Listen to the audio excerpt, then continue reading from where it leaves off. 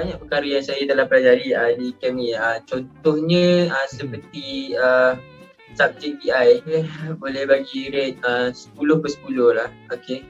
Mereka dapat terangkan tajuk-tajuk yang sukar untuk dipelajari oleh pelajar-pelajar. Hey up, listen up, wanna be such a student, remember about a die, remember inside kita, remember about your study, cause that way, only way, how you wanna level up.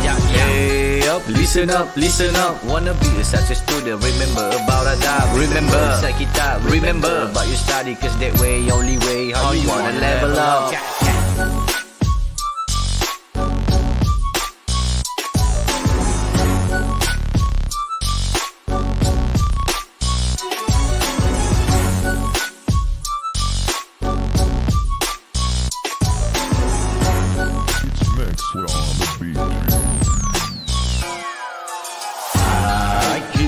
Cheer up, on the zone we trust to help me level up.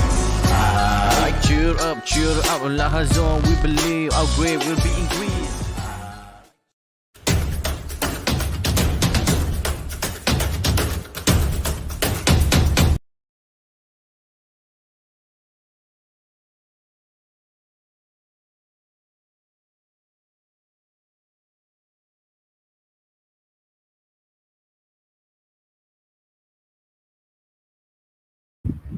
Okay, Assalamualaikum dan selamat pagi.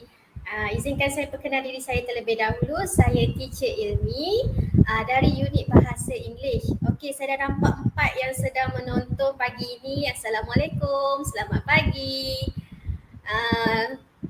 Okay, hari ini saya nak kongsikan berkenaan dengan kertas pemahaman. Kertas pemahaman ni banyak sebenarnya kategori dia. Dia bukan hanyalah untuk grammar berdasarkan ayat, tapi dia juga ada dalam bentuk petikan. Ada yang dia akan bagi dalam bentuk petikan berserta dengan gambar. Okey, saya nampak 3. Okey, kalau dapat dengar suara saya dengan jelas, boleh komen jelas supaya perkongsian hari ini kepada ibu bapa, pelajar di luar sana, dapat praktikkan. Okey, dapat set target untuk kertas pemahaman, terutamanya kepada pelajar tahun 4, tahun 5, tahun 6. Akan sedia maklum, tak lama lagi akan menduduki peperiksaan akhir tahun. Okey, jadi guidelines ataupun garis panduan yang teacher kongsikan hari ini semoga mendatangkan manfaat dan kamu boleh praktikkan di rumah. Okey, alright. Nampaknya kita dah boleh mulakan sesi perkongsian untuk hari ini. Okay, izinkan saya share dulu skrin dia. Sebentar ya.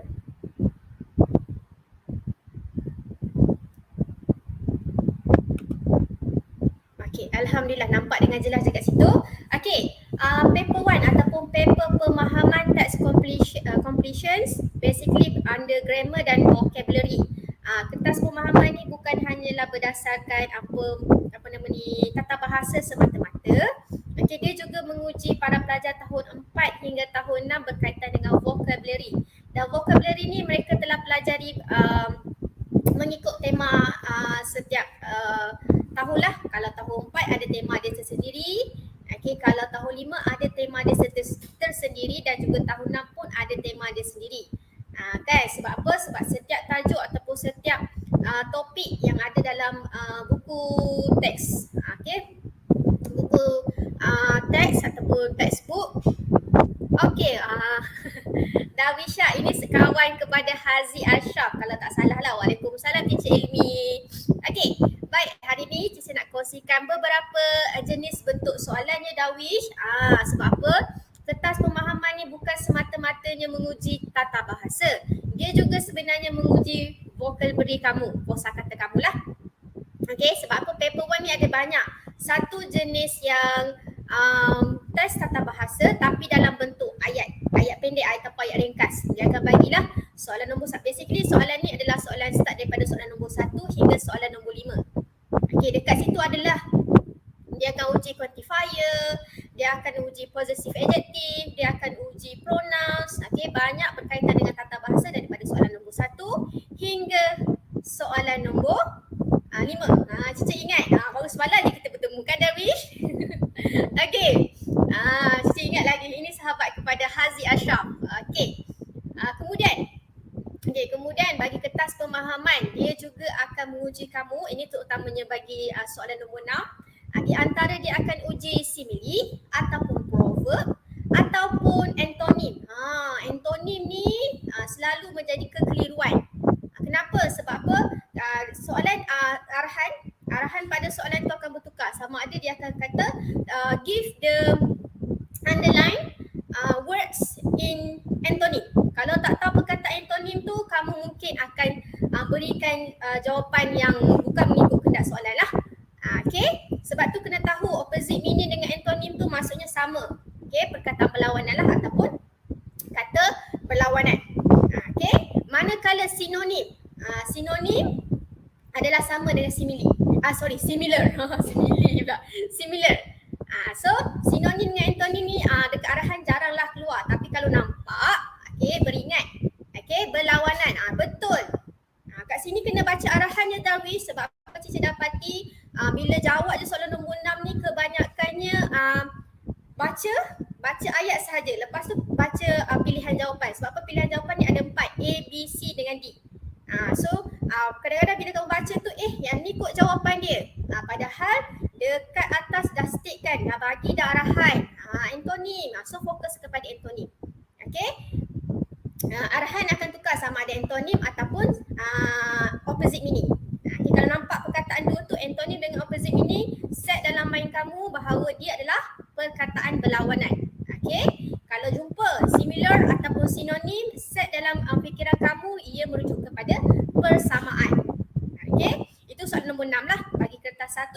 Manakala soalan 7, 8 dengan 9 ni, inilah yang Cici nak kupaskan untuk hari ni. Cici nak kongsi dengan kamu. Okay. Alright. Kita pergi kepada slide yang seterusnya. Okay, let's have a look. Let's have a look at the guidelines. Okay, jom kita tengok garis panduan guidelines dia. Okay, soalan nombor 7. Kita start daripada question number 7, 8 and also 9. Dia akan either beri kamu dalam 3 or 4 blanks will be given. So maksudnya mungkin soalan tu 7, 8, 9, 10. Okay, ataupun kekerapan yang Cici nampak adalah soalan tu start daripada nombor 7, 8 dengan 9. Okay, sebab apa nombor 10 tu dia akan bagi soalan dalam bentuk punctuation. Okay, so attached with 3 or 4 blanks will be given. Okay, so maksudnya ada 3 ataupun 4 tempat kosong ataupun tempat yang diblankskan akan diberikan. Okay, kemudian each blank is followed by 4 answers options. Maksudnya satu blank ataupun satu ruang kosong ataupun satu ruang yang digariskan tu, yang kamu kena pilih, jawapan ada 4. Dia akan start dengan A, B, C or D. Okay, A, B, C or D. Maksudnya pilih sama ada A, B, C atau D. Bukan pilih 2. Kan bila nampak A, B, C, D, kerap lah. Mungkin 2 kot jawapan. Tak ya, dia hanya ada satu pilihan jawapan yang betul ataupun tepat. Cuma dia akan bagi 4 pilihan jawapan. 4 answer options tu maksudnya 4 pilihan jawapan. Jangan confuse pula tau, nanti ingat kena bagi dua jawapan ke? Tidak, kena beri kena beri satu pilihan jawapan yang tepat. Okey, baik. Kemudian step ataupun guidelines yang ketiga adalah student have to choose the best answer for each blank. Maksudnya dah tahu dah, saya akan dapat sama ada 3 ataupun 4 ruang yang dikosongkan. Okay. Kemudian saya akan dapat 4 pilihan jawapan A, B, C atau D. Okay, guidelines yang ketiga pula ataupun garis panduan yang ketiga, kamu sebagai pelajar ataupun anak tuan-tuan perempuan yang berada di tahun 4, tahun 5 dan tahun 6, mereka perlu pilih the best answer setiap each blank tu. Maksudnya kalau ada 4 soalan tu, 4 tu kena choose the best answer. Kalau ada 3 tu kena choose the best answer. Alright, kita pergi yang keempat pula. Okay, basically ni basically sections ni ataupun soalan yang start daripada 7, 8, 9 ataupun 10. Okay, dia basically akan menguji apa? Menguji the correct uses of English. Inilah yang akan melibatkan tata bahasa, yang akan melibatkan kosakata. Okay, sebab apa? Kosakata kebanyakannya akan dipilih di dalam buku teks. Okay, kadang-kadang kekerapan akan tengoklah kalau tahun 4 teks apa yang sesuai, tema apa yang sesuai. Okay, so bahagian ni, bahagian grammar dengan vocabulary ni ataupun text completion ni, basically akan menguji the correct use, penggunaan yang betul bahasa Inggeris. Okay, kalau macam tata bahasa, tata bahasa dia akan test either pronouns. Kena tahulah pronouns ni ada banyak pecahan, ada common pronouns ni ada yang possessive adjective.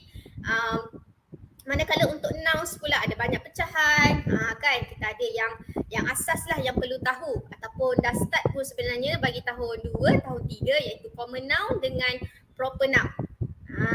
Common noun, proper noun, kemudian kita ada abstract noun, kita ada compound noun. Semua tu melibatkan adik-beradik kepada nouns. Jadi kena ulang kaji jugalah berkenaan dengan nouns walaupun sebenarnya senang, tapi kalau kurang pengetahuan berkenaan dengan compound nouns, abstract nouns, boleh menyebabkan kekeliruan lah nanti nak pilih jawapan yang mana sesuai. Sebab apa? Section ni ataupun bahagian ni memang akan menguji tahap pengetahuan ataupun tahap penguasaan para pelajar the correct use of English, penggunaan bahasa Inggeris yang betul. Kalau preposition pula, preposition of time. Selalunya ataupun Cici dapati daripada pelajar tahun 4 bila nak masuk ke tingkatan pula. Pelajar tahun 4 ni dia nak masuk ke tahun 5. Bila ada topik grammar berkenaan dengan prepositions of time, mereka ingat preposition of time tu sama ada since, during, itu saja. Tapi bila diperkenalkan sebenarnya preposition of time ada juga at, in dengan on. Ini menjadi kekeliruan berkenaan dengan penggunaan preposition of time. Sebab apa? Sebab kamu kerap direct translate. In kami ingat dalam. Manakala kalau nak tengok pula pada preposition of place pun ada juga in, at dengan on. So dekat sini kena tahulah perbezaan. Kalau preposition of time, kalau at, in, on, bagaimana penggunaan dia, apa dia punya fungsi. Kalau preposition of time pula untuk at, in dengan on pun kena berhati-hati. Kalau nak guna untuk special holidays, kena pakai apa? Kena pakai in ke, kena pakai on ke, kena pakai at. Alright. Panjang pula bahagian 4 ni kan. Kita pergi kepada guidelines yang kelima. Read through the whole passage. Baca through whole passage dulu. Kenal pasti tenses tu tentang apa. Sebab apa? Sebenarnya semasa membaca tu, ataupun kita kata lebih cepat adalah scan ataupun skimming. Scan, kenal pasti tenses tu ataupun sentence tu dalam bentuk present tense atau dalam bentuk past tense. So bila kamu dah tahu ayat ini dalam bentuk present tense, so saya perlu fokus kepada subjek iaitu sama ada singular ataupun plural. Ini Cica kongsikannya sebab apa? Sebab Cica dapati kekeliruan lagi lah. Bila masa nak kena tambah s, bila masa nak kena tambah es, bila masa nak kena tukarkan verb y tu kepada ies. So untuk present tense. To get an overall idea, maksudnya untuk dapatkan idea keseluruhan teks tu berkenaan dengan apa. Adakah dia berkenaan dengan Shima is a baker? Adakah dia berkenaan dengan festival? Adakah dia berkenaan dengan celebration? Adakah dia berkenaan dengan apa lagi? Banyak kan ya? Sebab apa teks ni boleh jadi macam-macam jenis. Alright. So kita settle guidelines, garis panduan yang kelima. Jom kita move kepada garis panduan yang ke-6. So study the options of each blank carefully. So tengok kalau nombor 7 kita ada apa? A, B, C, D. Kalau preposition of time, contohlah on, at, in, apa lagi, during ataupun since. So tengok betul-betul. Kenal pasti dia punya pilihan jawapan. Alright, selesai kamu study. Study maksudnya kat sini kaji ya, bukan belajar. Jangan salah taksir pula. Jangan direct translate. study kat sini maksudnya kaji ataupun teliti. Pilihan jawapan setiap ruangan kosong dengan berhati-hati. Okay, kalau ada A, tengok A tu macam mana. On ke, in ke, odd pula dah. During. Okay. Alright. Selesai yang ketujuh, kita tengok pula. Okay. Ini yang Cici cakap tadi tu. Kamu kena scan, kamu kena skimming. Sebab apa? Sebab dekat situ kamu boleh look out for the keywords. Kamu boleh tengok clue dia. Kamu boleh tengok keywords. Kalau nampak such as yesterday, kamu dah tahu dah. Ini mesti dah berlaku, dah jadi dah. Dah settle dah, past activity. Kalau ada penggunaan yesterday. Okay. Kalau ada contoh tak semestinya yesterday ya. Boleh jadi last week. Boleh jadi last Sunday. Itu dah bantu kamu nak kenal pasti sebenarnya tenses itu melibatkan sedang berlaku, telah berlaku ataupun kerap berlaku. Sebab apa nanti pilihan jawapan pun akan melibatkan sama ada past tense, iaitu kalau untuk go, when. Kalau now ni pun melibatkan penggunaan present continuous. So tenses kamu kena kuasai sepenuhnya. Sebab apa? Sebab dekat sini kalau kamu tahu, kita kata sini sebagai time expression. Yesterday, now, tomorrow tu melibatkan time expression. Last week, at the moment, during, at night, ataupun tomorrow. Tomorrow is future, kita kata future tense lah. Sebab apa benda tu tak pasti lagi berlaku ke tidak. Alright.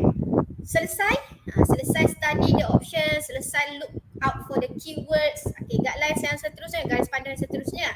Clues in the sentence, students can look also for clues. Maksudnya dah kenal pasti dah kata kunci. Cuba tengok pula dia punya clues in the sentence before and after. Kejap lagi Cici akan tunjuk salah satu contoh, boleh kita praktikkan. Kalau contoh she bakes cakes and then tarts and then tempat kosong and then ada perkataan break. So selepas dengan sebelum kita kena kenal pasti. Sebab apa? Sebab boleh jadi dia melibatkan soalan berbentuk conjunction. So clues in sentence before and after the blank. Maksudnya tengok clues dekat before, sebelum sentence dengan selepas blanks tu. Alright, kita tengok pula seterusnya. If not sure, saya tak pas.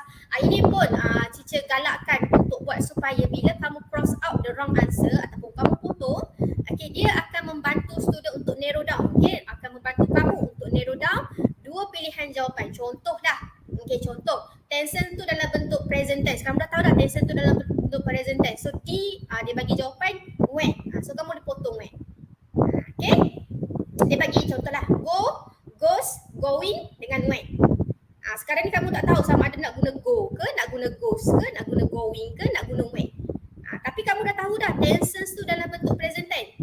Maka dengan itu kamu boleh cross out yang D. Sebab apa? When dalam bentuk past tense dah, past activity dah. So buang ataupun cross out D. Kalau going pun kamu dah tahu dia adalah tenses dalam bentuk present continuous. So dah boleh cross out. So tinggal dua options. So bila tinggal dua options, kamu boleh fokus kepada jawapan ataupun the best answer untuk soalan tersebut. If you're not sure of the answer, cross out the wrong answer first. Potong yang salah. Kamu dah baca, kamu dah tahu when ni salah ni. Ni tenses ni dalam bentuk present tense. Kenapa nak kena guna when? So potong when. Sebab apa? Ini akan membantu kamu untuk kecilkan kamu punya pilihan jawapan kepada dua. Alright. Selesai. Step yang ataupun guidelines yang ke-10. Select the best answer. So bila kamu dah narrow down, kamu dah cross out, kamu dah pilih jawapan yang sesuai berdasarkan blanks tersebut, kamu boleh pilih select the best answer that fits in grammatically with the sentence. Alright. So macam saya cakap tadi, bukan melibatkan grammar saja, boleh melibatkan juga kosakata. Yang asalkan dia fits, dia sesuai dengan tense, dengan sentence tersebut. Alright. So kita boleh praktik, jangan risau, ke 10 guidelines ni ataupun ke 10 garis panduan ni kita boleh praktik. So Cici harap semua ready. Para ibu bapa juga boleh ajak anak untuk tonton untuk sama-sama jawab soalan ni. Alright. Question 7 to 9. So baca arahan. Diingatkan untuk baca arahan. Sebab apa? Arahan membantu kamu untuk faham kehendak soalan. Choose the best answer. Maksudnya kena pilih jawapan ataupun pilihan jawapan yang sesuai. Okay, dia keluar dulu Okay, baiklah. Sepatutnya dia keluar lambat dulu dia punya penerangan tu. Okay, tapi tak apa. Okay, so fill in the blanks in the passage. Choose the best answer to fill in the blanks in the passage that follows. Okay, so Shima is a baker. So dah ada keyword dekat situ, dah ada clue dekat situ. Shima is a baker. So sentence ni dalam bentuk present tense ataupun simple present tense. Okay, she tempat kosong in a bakery. Okay, so kena kuasai jugalah bakery tu apa, bakery tu apa, florist tu apa, grocery tu apa, surgeon tu apa, dentist tu apa. Semua ni melibatkan penggunaan kosakata. Okay, in the city. Okay, she bakes bread, cakes, tarts and then tempat kosong cookies. Ini yang Cica cakap tadi tu, berkenaan dengan yang ke guidelines yang ke sebentar ya. Guidelines yang ke-8. Ini melibatkan guidelines yang ke-8 di mana tengok before blanks dengan after blanks. So before blanks kita ada perkataan tarts and then after blanks kita ada cookies. Okay, nanti kita tengok apa dia punya options. Okay, so she wears a white uniform and a chef, tempat apa. Okay, so kalau untuk soalan nombor 7 tu dia melibatkan the tense is in simple present tense and the subject is a singular subject. So bila subjek itu singular, satu, tak kisahlah, satu ke, seorang ke, seekor ke, apapun yang melibatkan jumlah dia satu sahaja, maka dengan itu untuk verb perlu ada S. Okay, baik untuk yang ni lah. Sebenarnya kalau ikutkan formula singular verb ni banyak. Satu, sama ada perlu tambah S ataupun tambah ES, kemudian change Y kepada IES. Okay, sebab apa simple present tense untuk singular subject ni bukan hanya perlu tambah S sahaja. Okay, dah selesai, dah tahu dah. Okay, she works in a bakery in the city. Okay, so ingat tau kalau singular subject SS. Okay, SS kena partner. Okay, best friend forever. Okay, dengan singular verb. Tak boleh pisahkan mereka. Okay, alright, itu untuk soalan nombor 7. Okay, kita pergi pula soalan option untuk soalan nombor 8 di mana ada pilihan and, with or but. Ini melibatkan conjunction. Okay, conjunctions. Okay, so guidelines nombor 8. Okay, kita akan praktikkan untuk soalan nombor 8 di mana she bakes bread, cakes, tarts and then tempat kosong cookies. Okay, beberapa salah taksir dah ni ya. Okay, beberapa kesalahan ditaksirkan. Para pelajar ingatkan kalau or tu hanya guna untuk dua option sahaja, maksudnya dua pilihan. Okay, sebab apa? Or ni basically dia melibatkan pilihan, choice. Okay, so contoh, okay, do you want coffee and then do you want coffee, tea and then tempat kosong milk. Ini yang menjadi kekeliruan. Ingat kena guna do you want coffee, tea and milk. Tapi sebenarnya soalan tu menjerumus ataupun menjurus kepada tentang pilihan, choice. Okay, sebab ini yang saya perhatikan lah. Okay, ini yang saya perhatikan. Okay, saya tak boleh nak ni. Okay, baik.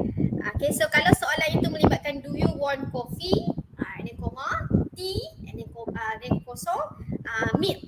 Okay, jangan ingat penggunaan yang sesuai untuk soalan tersebut adalah and. Sebab apa? Menggabungkan two similars ataupun menggabungkan to join a sentence ataupun to join words. Sebab apa? Sebab soalan yang saya sebutkan tadi tu lebih kepada or milk. Maksudnya dia tanya kamu nak buat pilihan sama ada kamu nak kopi ataupun kamu nak kopi, tea ataupun milk. Okay, so bukan melibatkan banyak pilihan, bukan melibatkan banyak perkataan. Okay, so kalau kat sini she bakes bread, cakes, tarts and also cookies. Kenapa we use the conjunction and bila kita nak gabungkan to join two similar idea ataupun more than similar idea actually. Okay, macam case she bakes bread, cakes, tarts tadi tu. Okay, asalkan dia adalah similar ideas, similar things or actions. Okay, so kalau kat sini kita tahu dia adalah similar group for food lah. Sebab apa? Dia ada bread, cakes, tarts. Okay, settle soalan yang melibatkan grammar. Okay, kita move on kepada soalan yang melibatkan kosakata.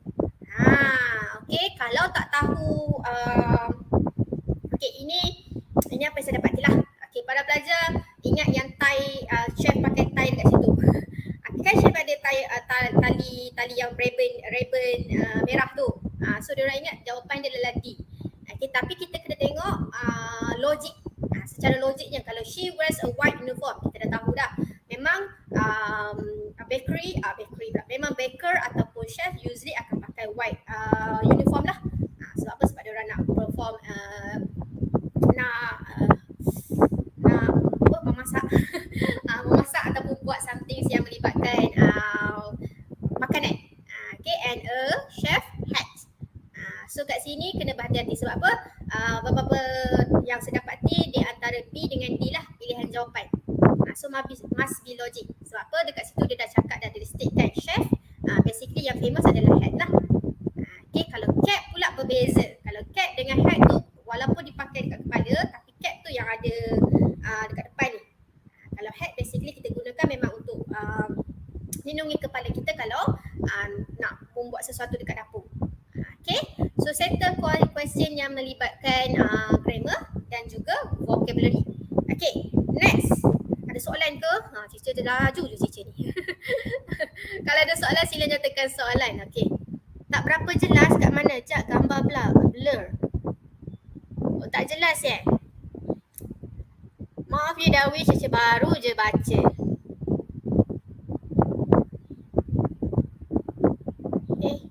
Okay, kali ni jelas ke Darwish?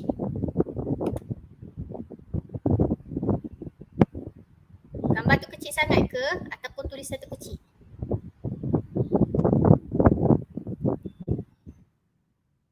Okay. Alright. So kita akan pergi kepada nampak kat situ. Dekat situ dia bukan hanya menguji grammar sahaja, dia akan menguji berkenaan dengan kosakata. So kena tahulah penggunaan kosakata yang sesuai dalam ayat tersebut. Okay, alright. So okay, kita akan pergi pula kepada perbincangan yang seterusnya. Okay, kalau yang ni pun nampak tak? Ini melibatkan present tense. So kena tahulah tenses tu. Okay, present tense. So saya kena tahu singular subject ataupun plural subject untuk ayat tersebut. Macam equal, okay. Kes yang ni pun. Kes yang ni pun kena berhati-hati. Okay. Sebab apa? Sebab kerap juga saya nampak, kerap juga saya perhatikan bila mereka fokus kepada subjek dengan verb sahaja. Okay, contohnya Ikhwan likes to. So mereka ataupun para pelajar ingat to ni adalah ataupun mereka tak nampak perkataan tu. Okay. Sebab apa? Sebab diorang dah fokus kepada hanya satu rules sahaja. Okay, so Ikhwan likes to, the poor, he always, penggunaan always, to all flocks, home or orphanage, to lend a hand. Okay, tempat kosong, he, tempat kosong, a heart of gold. Okay, so dekat sini sebenarnya kita kena pilih jawapan A. Kenapa? Sebab ada satu tata bahasa ni nama dia to infinitive. So to infinitive ni akan melibatkan penggunaan base form. Okay, kena faham ya. Okay, sebab apa? Lagi satu sebenarnya dah bantu kamu dekat bahagian ni. Clue dia dah bagi sebenarnya. So sebab tu kena baca dengan study the options and then kena read, scan and also skimming. Okay, so like tu, perkataan tu kena bersahabat ataupun BF, best friend dengan base form ni. Okay, kenapa are used in base form of the verbs no as, tak tambah as, yang ni pun dah boleh cross out. Sebab apa? Sebab dia penggunaan to infinitive. Okay, so ini adalah grammar ataupun tata bahasa yang melibatkan to infinitive. Okay, penggunaan to tu memang kena dengan base form. Okay, ada situasi dia tapi untuk tahap para pelajar tahun 4, tahun 5 dengan tahun 6, ketahui yang ni dulu. Okay, sebab apa? Bila kamu dah masuk tingkatan 1, kamu akan tengok pula sebenarnya to infinitive ni ada banyak lagi pecahan dia. Okay, sebab tu kena kuasai yang asas ni dulu, iaitu to infinitive kena guna dalam bentuk base form. Base form untuk siapa? Untuk verb tersebut. Okay, so tak boleh letak s, tak boleh letak ed ataupun ing. Okay, so penggunaan he always. So he always ni adalah repeated action. So bila ada penggunaan repeated action, kita dah tahu dah bermaksud Ikhwan ni, okay, Ikhwan ni kerap ataupun selalu ataupun often buat perbuatan tersebut. Okay, jom kita move kepada question number 8. Okay, Okay, kita gunakan goes kerana kita dah tahu dah semua ni melibatkan present tense. Ayat daripada awal pun kita dah nampak likes tu. Okay, and then kita pun nampak always. Okay, kita dah tahu dah kenal pasti. So of course, kena tengok juga dia punya subjek. Okay, kalau subjek dia adalah singular, maka dengan itu perlu menggunakan singular verb di mana sama ada tambah es ataupun tambah s, tambah es ataupun ies. Macam kes ni tak bolehlah tambah s saja. Sebab tu kena tahu dia punya formatting ataupun formula untuk verb yang melibatkan changing. Contohnya macam yang es ni, goes. Kan tak boleh GOS. Okay, sebab tak semua verb kena tambah S. Ada yang kena tambah S, ada yang kena tambah ES dan juga change Y to IES. Okay, alright. So kalau going pula dekat sini, kita tahu going. Cara lagi satu ya, kalau nak tahu, nak kenal pasti jawapan itu sama ada kena guna present tense ataupun present continuous. Contoh he. Dekat sini dia bagi is. Dia bagi is iaitu verb to be. So kalau he is, maka dengan itu baru boleh pilih jawapan going. Tapi dekat sini tak ada verb to be. Dekat tengah ni lah. Sebab apa? Untuk formatting ataupun penggunaan formatting lah kan, pembentukan.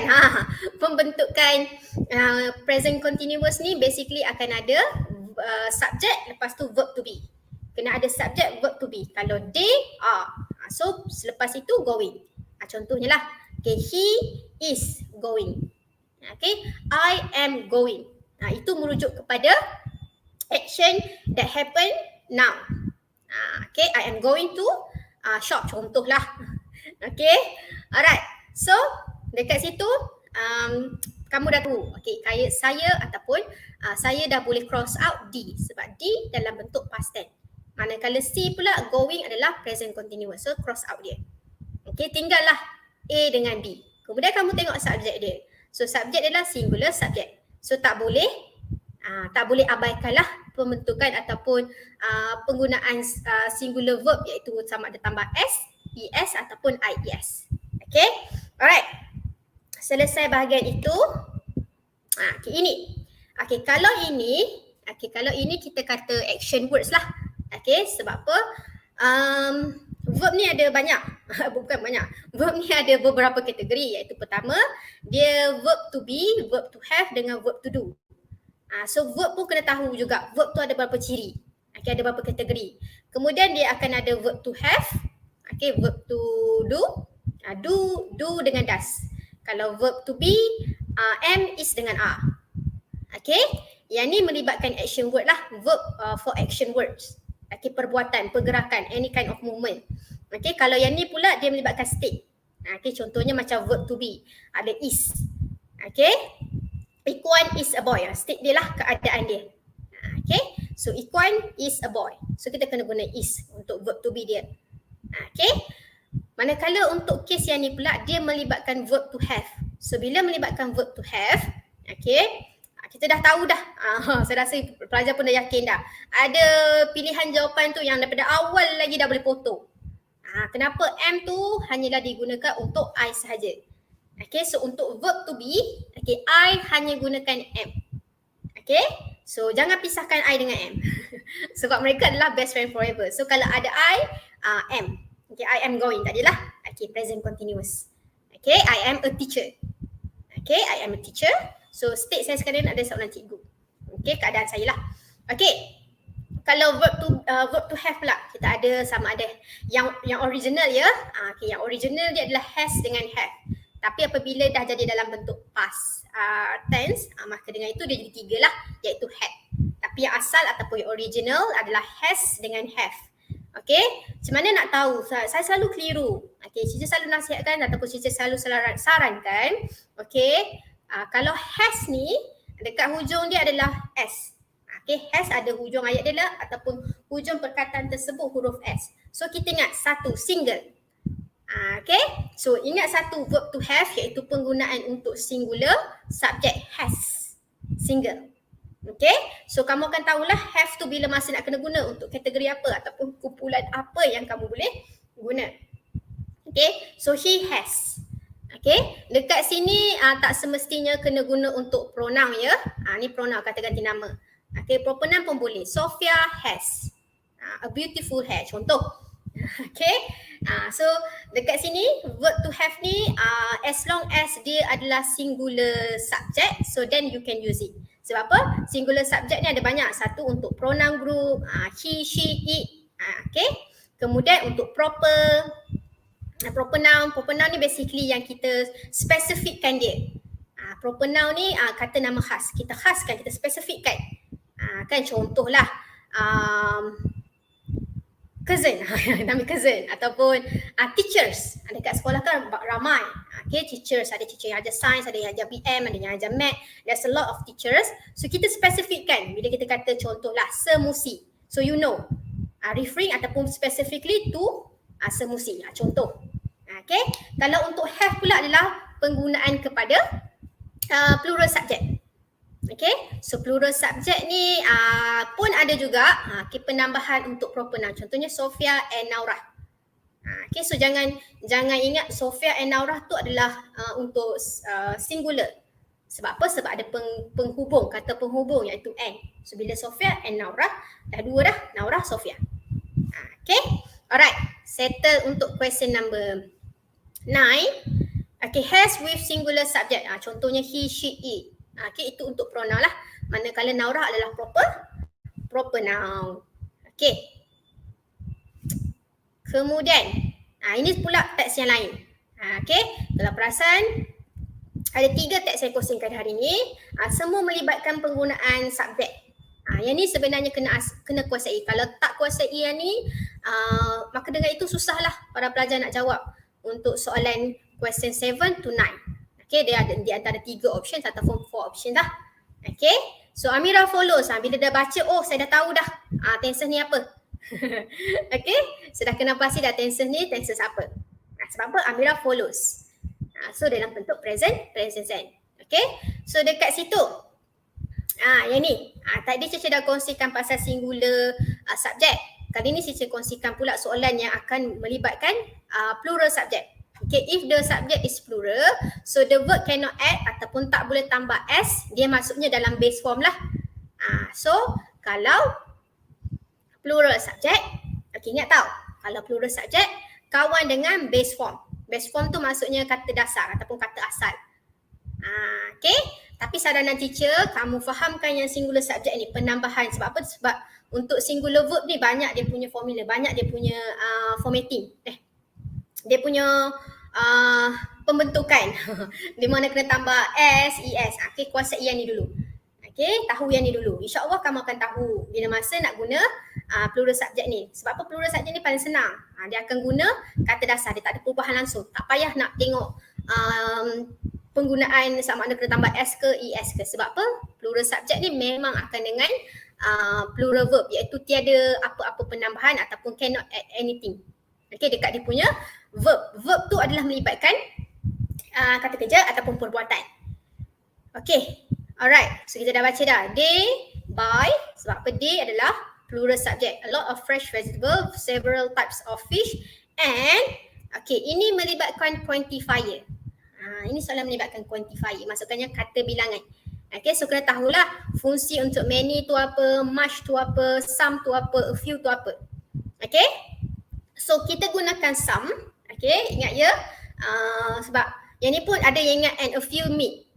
Okay, sebab few ni basically kita gunakan untuk uncountable nouns. Okay, so some used for both. Okay, some ni kita gunakan untuk kedua-dua keadaan, di mana countable nouns and uncountable nouns. Okay, so kita tahu meet tu dia punya kumpulan, kategori pula kan. Dia punya kumpulan adalah untuk uncountable nouns. Okay, kemudian it also used for positive statements. Kalau kamu nampak dekat situ tiada penggunaan not, okay, positive statements tu not using not ataupun dislike. Okay, any kind of yang adding perkataan tidak, bukan tu. Okay, positive statements and question, dan juga dalam bentuk soalan. Okay, yang ni florist. Kalau tak tahu baker tu apa, susahlah nak jawab soalan yang melibatkan kosakata. Okay, librarian tu apa, gardener tu apa? Okay, kalau florist dekat sini, who works in a shop that sells cut flowers and plants for inside the house. Okay, so kalau tak tahu bakery, of course kamu akan ingat bakery. Bakery pula, baker. Bakery tu kedai, a shop of bake. Okay, so kalau tak tahu the meaning of baker, you might give me the answer A. Okay, so that's why vocab ni kena kuasai. Librarian pula, librarian is what? Okay, gardener tu referring to who? Okay, alright. Ada soalan ke? Okay, baik. Itu saja perkongsian untuk hari ini. Okay, maksudnya kalau para ibu bapa yang menonton ataupun tutor yang menonton boleh mensiap-siagakan tahun pelajar ataupun kanak-kanak tahun 4 dengan tahun 6 okay, untuk praktik jawab soalan ni. Sebab apa? Soalan ni melibatkan kosakata dan juga tata bahasa. Okey, itu saja untuk perkongsian hari ini. Semoga perkongsian hari ini mendatangkan manfaat dan menambah ilmu. Okey, sekian, terima kasih. Assalamualaikum.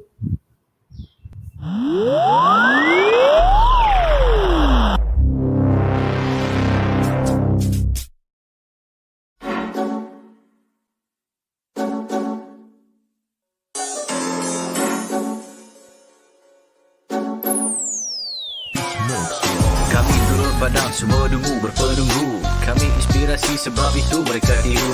Guru kami lain, kualiti nombor 1. Bukan macam tempat tu, asal ke tempat penuh beribu holistik. Ya dulu kami seorang pakai, lepas kami pakai bersih pas semua nak pakai. Kualiti kelas pertama, yuran kami tak masuk akal. Mari join sekali, pasti suka kami tak sangkal. Hey up, listen up, listen up. Wanna be a success student, remember about Ada. Remember, inside kita, remember about you study, cause that way, only way, how you wanna level up. Hey up, listen up, listen up. Wanna be a success student, remember about Ada. Remember, inside kita, remember about you study, cause that way, only way, how you wanna level up. Yang aku sebut. Silakan. 10 sebab 10 seronok seronok sebab cikgu bagi step by step, saya boleh faham. Silakan. Saya boleh bagi rate 10 per 10 lah. Okay. Ni bukan sebagai apa, ni bukan pasal Zul, we trust to help me level up. Cheer up, Lahazon, we believe our grade will be increased. Stand up with a holistic approach. We sure they are great coach. Chill up, do the best, be the best, who the best, we're the best. Hey up, listen up. Wanna be a success student, remember about Ada. Remember, inside kita, remember about you study, cause that way, only way, how you wanna level up. Hey up, listen up. Wanna be a success student, remember about Ada. Remember, inside kita, remember about you study, cause that way, only way, how you wanna level up. Mereka dapat terangkan tajuk yang sukar untuk dipelajari oleh pelajar-pelajar. Terang sampai dapat. Itulah yang paling bagus di Lahazon Lahazon terbaik.